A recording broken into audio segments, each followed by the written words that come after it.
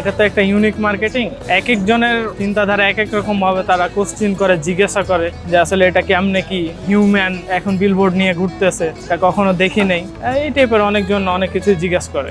আসলে বেসিক্যালি এইটা দেখে ওরা মানে বেশি হাসাহাসি করে যে মানুষ এখন এইটা নিয়ে ঘোরাঘুরি করতেছে, পিছনে আর কত কি দেখবো, বর্তমান আপডেট হইতেছে সবকিছু, এই আর কি। তারপর সার্ভিস বিষয়ে অনেক কিছু জানতে চাই, এটা আপনাদের কোথায় সার্ভিস বা এটা কোত্থেকে এনেছেন, আমরা তখন ডিটেলস গুলো আর কি তাদেরকে বলি। নতুন কিছু করতে পারি, যে আমাদের একটা নতুন আইডিয়া জেনারেট করতে পারি, সেটা হচ্ছে হিউম্যান বিলবোর্ড। যেখানে হচ্ছে নর্মালি আমরা বিলবোর্ড যেটা দেখি যে বিভিন্ন জায়গায় হ্যাঙ্গিং থাকে বা বিভিন্ন জায়গায় লাগানো থাকে, কিন্তু এই বিলবোর্ডটা হচ্ছে আপনাকে এটা অল টাইম মুভ করবে, মানে একজন পার্সন এটাকে কাঁধে করে নিয়ে বা এটাকে হাতে করে নিয়ে বিভিন্ন জায়গায় মুভ করবে। সো এটা আপনি যে কোনো প্লেসে এটাকে আপনি ডিসপ্লে করতে পারবেন, আপনার মার্কেটিংটা আপনি যে কোনো জায়গায় করতে পারেন।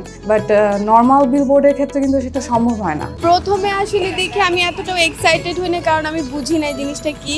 তারপর আমি যখন আমার হাজব্যান্ডকে জিজ্ঞেস করলাম, তখন ও আমাকে বললো যে এটা হচ্ছে মার্কেটিং করতেছে ওরা, এটা হচ্ছে একটা ডিভাইস ইন্টারনেটকে ওরা হচ্ছে মার্কেটিং করে দেখাচ্ছে মানুষকে। ইন্টারেস্টিং জিনিসটা, পরিবেশ বান্ধব, নষ্ট মানে পরিবেশ দূষিত হচ্ছে না। বা অনেকে তো হচ্ছে অনেক ইন্টারনেট আমরা দেখি যে তারের সাথে লাগায়, দেয়ালের সাথে লাগায়, এটা আসলে ভালো।